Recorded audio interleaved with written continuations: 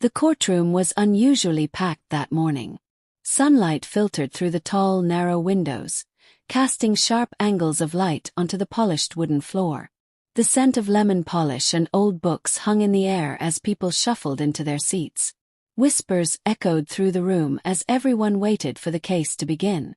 But the attention wasn't on the accused. It was on the woman who walked in just moments earlier. Her name was Alicia Green, a 34-year-old registered nurse who had come straight from a grueling 12-hour night shift at the county hospital. Still in her navy blue scrubs and with tired eyes behind her glasses, she walked in with dignity and quiet confidence, her head held high. She wasn't a defendant. She wasn't a witness. She had simply come to support her younger brother, Jamal, who was wrongly accused of resisting arrest during a traffic stop. As she took her seat in the gallery, the judge entered. A tall, stern man named Judge Raymond Holloway, known for his sharp tongue and old-fashioned demeanor. With a booming voice and a piercing gaze, he scanned the room. His eyes landed on Alicia. "You there," he said sharply, pointing. "Yes, you in the back. This is a courtroom, not a hospital. Why are you wearing scrubs? This is not appropriate attire for a court of law." The room went silent. Heads turned. Alicia slowly stood up, all eyes on her. "Your Honor," she began, her voice calm and measured, but unmistakably strong. "I apologize if my attire offends the dignity of this court. But I came here directly from the hospital where I just spent the night saving lives, including one man who was rushed in from a car accident, and another who coded twice on the table. I didn't have time to go home, change, or even shower. I came here because my brother, an innocent man, is being dragged through this system. And I came because family matters." There was a pause. No one breathed. Even the judge seemed momentarily stunned. But Alicia wasn't finished. "You see these scrubs," she continued, gently touching the front of her uniform. "They may not be made of silk or designer fabric, but they are soaked with effort, compassion, and strength. Every thread carries the weight of people I've cared for, regardless of race, background, or how they got to my emergency room. I wear them with pride. And if these scrubs are unwelcome here, then maybe it's not my outfit that's the problem."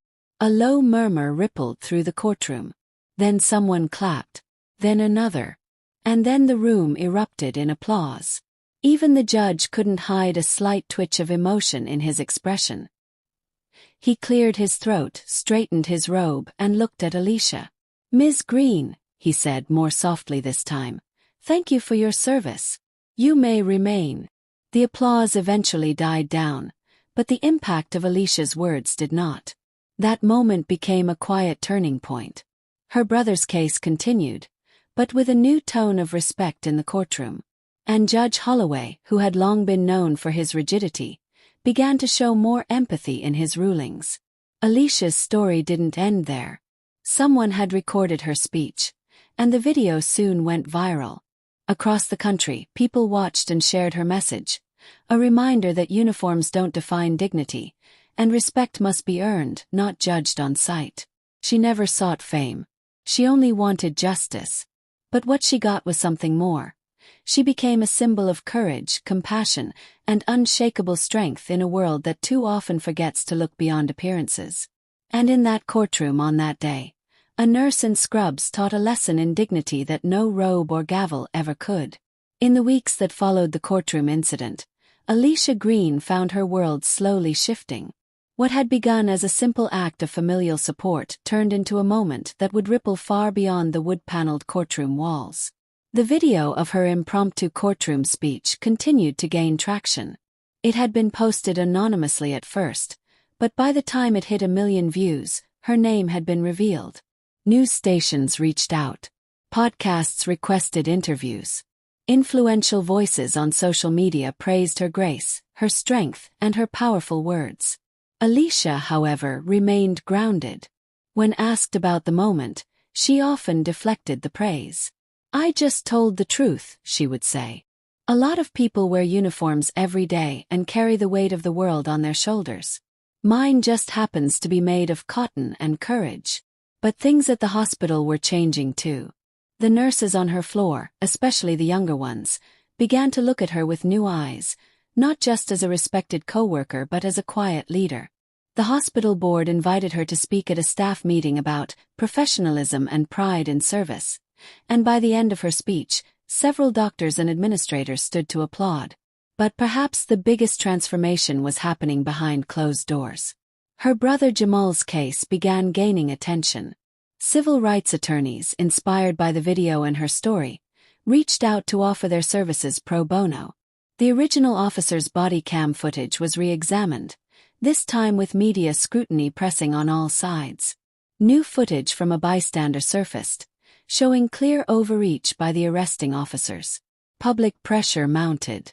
And in a twist that no one saw coming, Judge Holloway himself took a step that surprised everyone. At the next court date, he publicly acknowledged that Jamal's arrest raised significant concerns about bias in policing, and ordered a full investigation into the officer's conduct.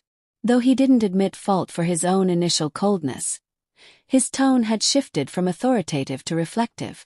After the hearing, he quietly called Alicia into his chambers. "I've been on the bench for 30 years, he said, his voice low and measured. "And I've seen a lot. But very few people have ever made me rethink the way I see the world." "You did." Alicia nodded, not out of pride, but out of a deeper understanding. "Sometimes change starts in uncomfortable moments," she replied. "That's where truth lives." Outside, a crowd had started to gather, not in protest but in support. People from all walks of life, holding signs that read, "Respect is earned, not worn. Justice wears scrubs too, and we stand with Alicia." But while the world was beginning to see her as a symbol, Alicia remained focused on her mission. She started mentoring young women of color in the nursing program at the local college. She joined a city task force to improve relationships between public servants and law enforcement. And slowly, she began to build a platform, not for fame but for voices often silenced. One evening, she sat in her modest apartment, sipping tea and scrolling through messages. A young girl from Detroit had written, "Ms. Green, I saw your video. I want to be a nurse like you. You made me proud to be black, to be a girl, to be me. Thank you." Alicia felt a lump in her throat as she read the message. She realized that courage doesn't always roar. Sometimes it speaks in tired feet, in 4 a.m. hospital hallways, in the unshakable belief that dignity lives in every human being. And her story, it was far from over. As the months passed, Alicia Green's life began to take unexpected turns. While she had initially expected the attention to fade, it only intensified. Her role in Jamal's case had sparked a movement, one that extended beyond her brother's trial and into broader discussions on systemic injustice, healthcare inequality, and the importance of community leaders standing up for what is right. Alicia continued her work at the hospital, where her colleagues regarded her with newfound respect, not just for her skill as a nurse, but for her unwavering stance on what it meant to show up, whether in scrubs or in any other form of service. Her shifts had grown longer, her responsibilities greater, but her heart never wavered from her cause. She began receiving invitations to speak at healthcare conferences, universities, and local community centers. At every event, she spoke with grace, urging people to recognize the power they held in their professions, their communities, and their everyday lives. But it wasn't just speeches that changed things. Real progress was being made, and it was evident in the reform efforts that were set in motion after her viral moment. The task force she had joined began working on initiatives to bridge the gap between police officers and community healthcare workers, and to address the mistreatment of minority communities in hospitals. The national spotlight on Alicia had drawn attention to issues that had often been swept under the rug. Jamal, her younger brother, was acquitted of all charges. The video evidence, the tireless work of civil rights attorneys, and the widespread public support had brought justice, but it had also shed light on broader issues within the justice system. After his trial, Jamal became an advocate for police reform, working alongside Alicia in various projects and using his voice to speak out for others who had been wrongly accused. As Jamal's case made waves, Alicia found herself caught between the dual tides of personal responsibility and public demand. People sought her advice, her insight, her strength, but she began to feel the weight of it all. There were moments when she felt like her life had become a series of interviews, events, and speeches, but deep down, she knew this was part of a larger journey she had been called to walk. One quiet evening, while preparing dinner, Alicia's phone buzzed with a message from an old colleague, Dr. Marcus Jenkins, who had always been a mentor to her in the field of nursing. The message was short yet profound. "Alicia, you're making a bigger impact than you realize. But remember, even heroes need time to rest. We need to take care of ourselves too." His words lingered in her mind. It was easy to lose herself in the wave of activism, to pour every ounce of energy into fixing the broken systems that had shaped so many of her patients' lives. But Marcus was right. Without taking time for herself, she would burn out, rendering all her hard work meaningless. That night, Alicia made a decision. She would take a step back from the public spotlight, at least for a while. She realized that true change required balance, taking care of herself, her family, and her patients before she could continue fighting for others.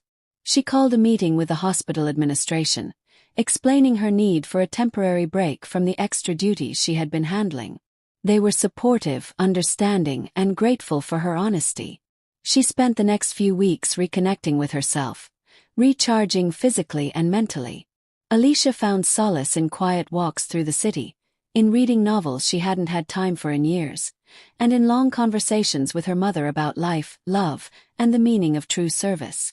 During this period, Jamal took the lead in many of the public-facing initiatives, often giving speeches and working with local organizations. But even as she took a step back, Alicia knew she would never be able to fully withdraw from the work that had become a calling for her. The world around her was still grappling with the same issues, and she would never stop advocating for change. When the time came for her to return to the front lines, she would be stronger, more focused, and more determined than ever before.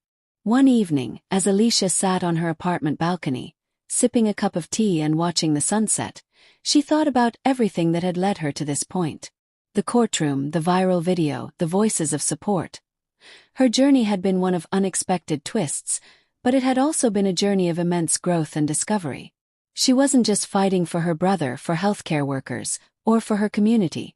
She was fighting for dignity, respect, and justice. And she realized that while she had already come a long way, the road ahead was still long. There was still much work to be done. But as long as she had breath in her body, she would keep fighting. The phone buzzed again, interrupting her thoughts. It was a message from her old hospital roommate, Sarah, who had also been watching her journey unfold from afar. "Alicia, you've changed so many lives. But don't forget to take care of yours too. We can't save the world if we don't first save ourselves." Alicia smiled to herself, the weight of the world feeling a little lighter in that moment. She had learned that true leadership wasn't about being invincible. It was about being human. And that was enough. Alicia's decision to step back from the spotlight gave her the space she desperately needed, but it didn't make the world around her slow down. In fact, the momentum only increased. The moment she took a breath, the phone calls, emails, and media requests began flooding in once again. But this time Alicia was different. She was no longer driven by the urgency of the moment, but by the clarity of her purpose. In the quiet of her retreat, she had come to a realization. Change wasn't just about raising her voice in the loudest rooms, it was about listening to the stories of those who needed her, and those who had been overlooked. She returned to her nursing duties with a renewed passion, though not in the same way she had before. She made it a point to spend time with her patients, not as a healthcare provider, but as a human being who truly wanted to understand their struggles. In the sterile, often chaotic halls of the hospital, she took moments to listen, to comfort, and to uplift the spirits of those who often felt invisible. One afternoon, as Alicia sat beside an elderly patient in the ICU, she found herself deep in conversation with Mrs. Jenkins, a 72-year-old woman who had been admitted after a stroke. Mrs. Jenkins had no family in town, and her frailty made her feel isolated. But as Alicia sat with her, listening to her stories of growing up in the South, of raising children and grandchildren, the bonds of humanity were undeniable. "You know, honey," Mrs. Jenkins said softly, her voice raspy with age, "sometimes I wonder what difference it all makes. Whether we're here for a short while or a long time, it feels like everything's just slipping away. Alicia squeezed her hand gently, her heart aching for the woman's loneliness. It makes a difference, Mrs. Jenkins. You matter. Your story matters. You've touched lives in ways you don't even know. Those words, spoken quietly in that hospital room, were the ones Alicia needed to hear herself. She realized that true impact wasn't always measured in the headlines or the applause. It was found in those quiet, everyday moments where lives were touched, stories shared, and hearts healed. But even as Alicia immersed herself in her patients' lives, her activism didn't stop. She began attending local meetings focused on healthcare reform and racial equality. These small, grassroots movements were where the real change would begin, where the voices of the underserved and the marginalized could be amplified. She worked tirelessly with community leaders and activists, pushing for legislation that would address healthcare disparities, especially in underserved communities of color. The grassroots momentum that Alicia had helped spark began to grow, and it caught the attention of powerful leaders across the country. Months later, a pivotal moment arrived. Alicia was invited to Washington, D.C., to speak before a Senate Committee on Healthcare Reform. Her testimony based on her experiences in the emergency room and her work with underserved populations. She had spent weeks preparing for this speech, reading policy briefs, and practicing her words. She was ready. When the day finally arrived, Alicia entered the Senate hearing room with a sense of purpose.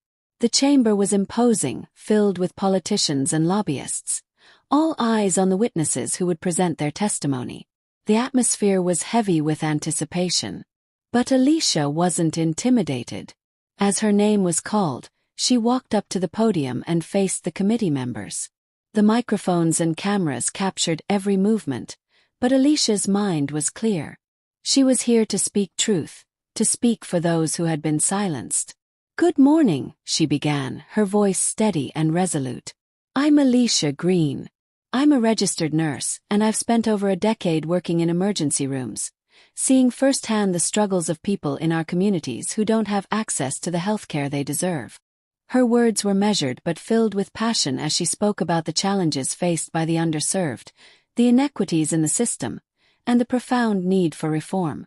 She spoke about the patients who came to the ER not for emergencies but because they had no other option. She told stories of families who couldn't afford insurance, of children with preventable diseases, of people like Mrs. Jenkins, who felt invisible. The room was silent as she finished. There were no cheers, no applause, just a heavy, contemplative silence. But the impact of her words hung in the air, unmistakable. For the first time in a long time, it felt as though people were truly listening. As Alicia left the hearing, she was met with reporters and cameras once again, but this time her approach was different. She spoke with clarity, but also with compassion for the people whose lives she had seen up close. This wasn't about the spotlight, it was about creating lasting change. Her influence was no longer just in the public arena. It had rooted itself in the hearts of those who worked with her, those she cared for, and the policymakers who had heard her testimony. Days later, Jamal called her after watching the testimony. He had been in Washington with her, sitting in the back of the room, listening intently as she spoke. "You were incredible, sis," he said. "But more than that, you made them see us. All of us." Alicia smiled, the weight of the conversation settling in. She wasn't just fighting for the people she'd cared for in the ER anymore. She was fighting for a future where everyone, regardless of their background or the color of their skin, could access the care they needed without fear or discrimination. Back at home, she received a letter from the White House, a formal invitation to meet with the president to discuss healthcare reform and the future of the nation's public health policies. Her heart raced as she read through the letter.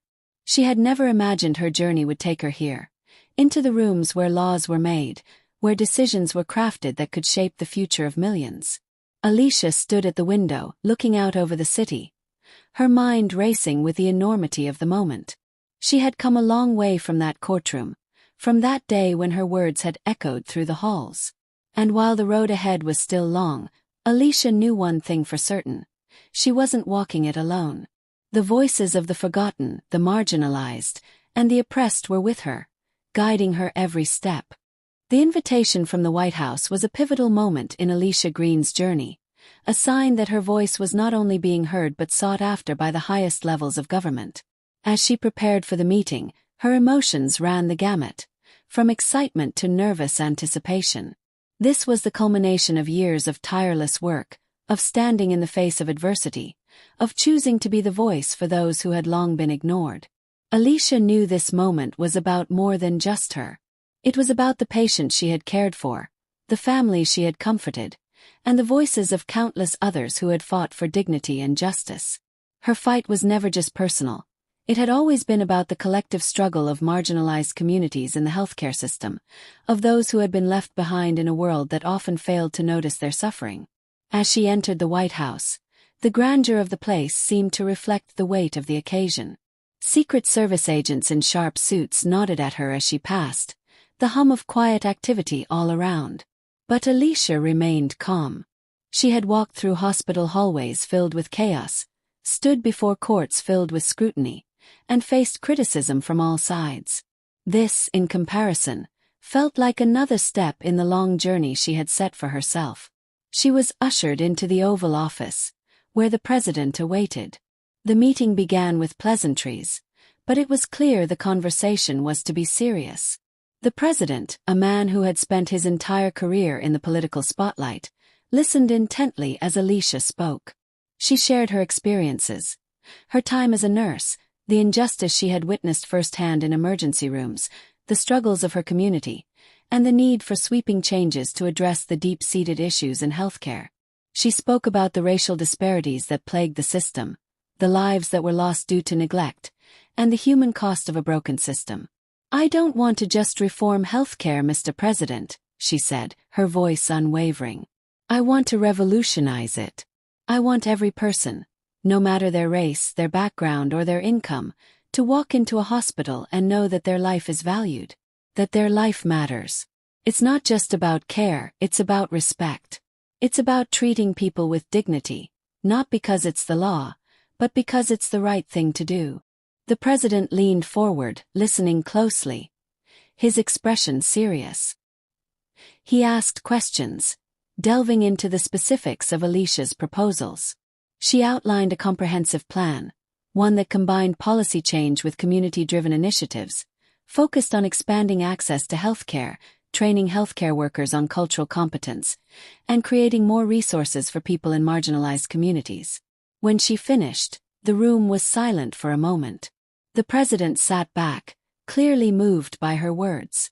"You've given me a lot to think about, Ms. Green," he said. "What you're asking for, what you're demanding, is no small feat, but you've made it clear this isn't just about reform. This is about humanity. We need more voices like yours at the table. People who aren't just talking about the problems, but who are living them, who are living the solutions."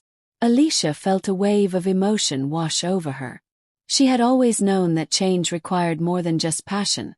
It required perseverance, strategy, and unwavering resolve. But now, in this room, she felt as though she was no longer alone in her fight.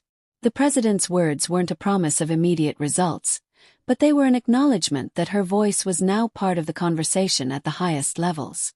As the meeting ended, Alicia walked out of the White House, her heart full but her mind already working on what needed to happen next. This was not the end of the journey. It was just another chapter in a story that was still unfolding.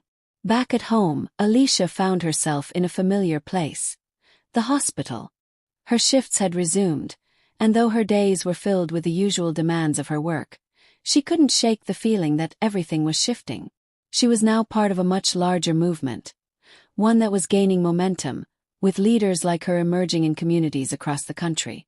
One day, as she stood in the break room, a colleague handed her a letter. It was from a group of nurses she had mentored in the past, a letter that spoke to the impact she had on their lives. The letter read, "Alicia, your strength has inspired us to be better nurses, better advocates, and better people. You've shown us what it means to fight not just for the patients in front of us, but for the future of all those we serve. We're with you, every step of the way." Alicia's eyes welled up with tears as she read the words. She had spent so much of her life focusing on the people she cared for, her patients, her community, her family, that she had forgotten to notice how much she had impacted others along the way.